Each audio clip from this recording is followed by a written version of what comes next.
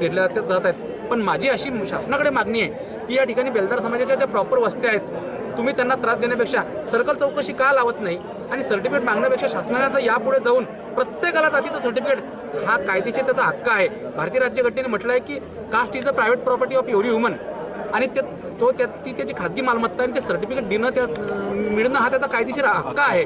आणि तो असताना त्याला मागण्यापेक्षा त्याच्या जागेवर मी म्हणतो शासनाने आता कॅम्प लावावे.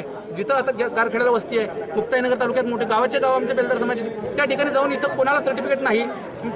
शासन निर्णय काय सांगतो की एका व्यक्तीनंतर जे सांगतो की 5 लोकांनी तर एकत्रित होऊन सांगितलं की त्या जातीचा बेलदार जातीचा आहे तर तो बेलदार जातीचा आहे. मग तिथं जागेवर जाऊन कन्फर्म करणं की खरंच बेलदार आहे का नाही आहे आणि त्याला ते प्रमाणपत्र द्या. व्हॅलिडिटी देताना शासन मागचे पुरावे मागते. मी सांगतोय व्हॅलिडिटीवाल्यांना तुम्ही पगार देता, शासन निधी देतं, त्या वस्तीवर जाऊन त्यांनी चेक केलं पाहिजे ना खरंच बेलदार आहे की नाही. मग एखाद्याकडे जर एखादा कागद नसेलच उपलब्ध नाही पण तो त्या जातीचा नाही असं सिद्ध होतं